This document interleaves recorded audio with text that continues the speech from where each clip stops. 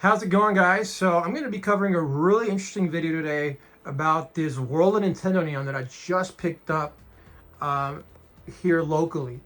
And I just picked up a GameCube as well.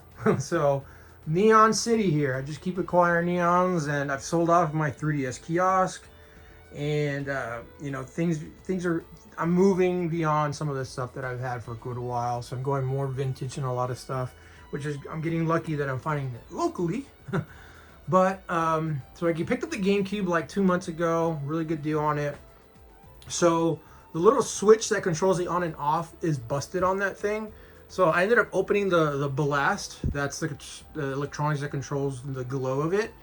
And when I took it apart, what I ended up doing is I ended up using a zip tie to hold it in the closed position, in the on position, because I could get it to turn on if I pulled on the little cord, but as soon as I let it go, it turned back off. So I just put a little zip tie to make sure it stays in the on position, and then I turn it on with a smart plug anyway. So fix the sign, and it's good to go that way. So got a good deal on it, but it was an easy fix. This sucker, so this is a very strange variant that for a while that no one knew about until just I found it. So the World of Nintendo Neon, this is a very big sign. It's 48 inches wide and about like 18 inches tall or whatever. So it's a big neon. If you can see there, just the massive difference between the neons here. That sucker is big. And so usually when they made these bigger signs, they made very limited quantities of it. And so our understanding, or at least the understanding of the collectors in the area, was that they only made a batch in 1989. And that particular batch, when they made it, had certain indicators of that particular batch. So anything that was made in the 80s from Nintendo has usually an SM there, which is service merchandise. That is my understanding of why they would use that. This World Nintendo fiber optics from the 80s, and that confirms it with that particular baggage there. If it's newer stuff in the 90s, then they'll have the R for, reserved rights or register. I can't remember terminology here.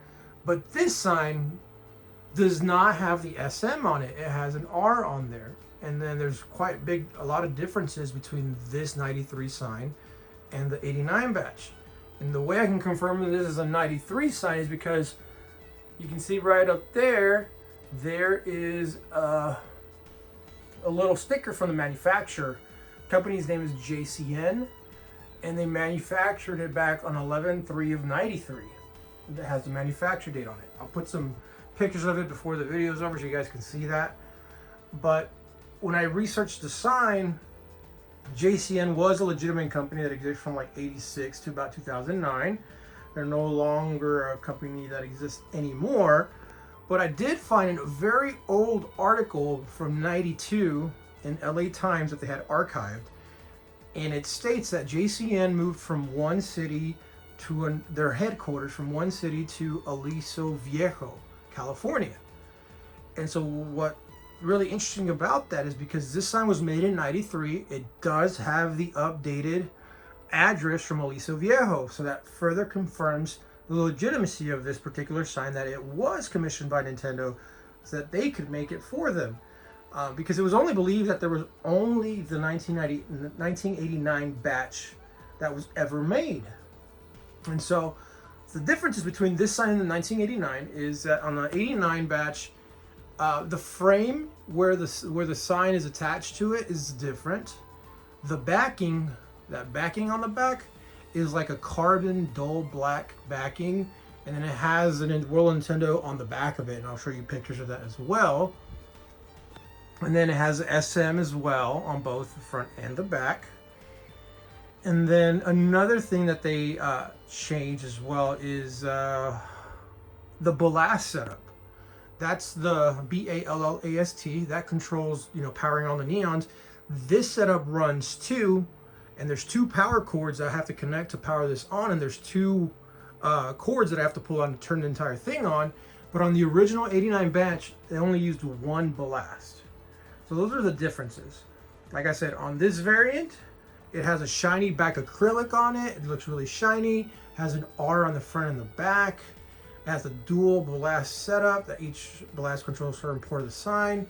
And then the interesting thing though is on the back, it does have the original Nintendo of America, and it says 1989. So I'm guessing that confirms that when they made the sign and they designed it, it was in 1989. They just commissioned JCN to make the sign in 93, which no one thought it existed or had any knowledge of, but this sign confirms it. There was only one eBay listing of this particular sign for sale. Now, I'm not sure how long ago. I only saw a screenshot of it. It wasn't the entire sign. It was just the frame and the backing. The entire glass was broken and it was missing the glass. So it must have been damaged at some point. And it sold for over $1,000, I think. It was crazy. So this sign is highly desirable, very limited. I think from what my buddy was saying, there was only about maybe a handful, maybe up to 10 that are known to exist, and this is the only one that's a variant from 93. So we learned a little bit, me and my buddy, that hey, there was another batch made in 93. So if you ever see that, then you at least know, confirm the legitimacy of it's either the 89 or 93 batch, or who knows, maybe made another batch. I could not confirm who the manufacturer was of the 89 batch, since theirs didn't have any sticker confirming the manufacturer, unfortunately. So we weren't able to figure that out. But at least I can confirm the legitimacy that this sign was commissioned by Nintendo for JCN to create for them, and that JCN did exist in that particular time frame and was in that particular city when this sign was made. So it all matches up, all the documentation matches up. The doc records show that they were in existence. I think even on the particular article in the LA Times, it says that they had a lot of customers like Taco Bell and all these different companies. And then if you go on eBay right now, you can find JCN beer signs or beer neon signs still available for sale, from different collectors. So JCN was doing business back, and if you look at all of those eBay listings, they are considered vintage signs. So, and then they went out of business 2009, so I can't call them to confirm, hey, did you make this sign? Because they're no longer in existence. And it would be weird for such a big company to risk making a fake of a World Nintendo Neon, Why would they want to do that and face the litigation that Nintendo, is known for? Nintendo is very protective of their IP. So the only real reason why it would ever get made is if Nintendo said, you have the right to make this and sell it for us, in a sense.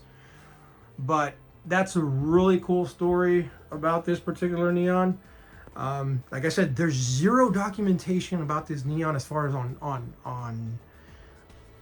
YouTube. Like YouTube, I cannot find anybody talking about this neon, the videos of it or anything like that. So there it is, guys, and it's all glory. I'm gonna end the video with some pictures that I took of it, some close-ups, kind of detailing the differences between the 1989 and the 1993 batch, just so for reference, because if I don't ever have the sign anymore, then at least people out there will be able to know what to look for. And this kids, I picked it up locally at a convention, and I did a few trades for it, and it worked out really well. I replaced the entire lighting on the inside to LED, so it looks really, really cool now. And then I picked up some arcades that I'm working on. I don't know if I'll do videos. Here I picked up a dynamo cabinet that was converted to MVS, and it had a 4-slot in there. The 4-slot works perfectly, so now I have a spare for this cabinet. So I'm really happy with that. And then I actually went to New York. So I was in New York for a little while, and I got a lot of the different types of bags, and so that was cool. I might post some pictures of that later on in the future. I don't know. I've been super busy. I haven't really had time to focus on doing anything for YouTube, but as I get chances, I'll do videos. And I'll end the video with showing you some screenshots of what I did. Of the neon close-ups. You guys have a good one.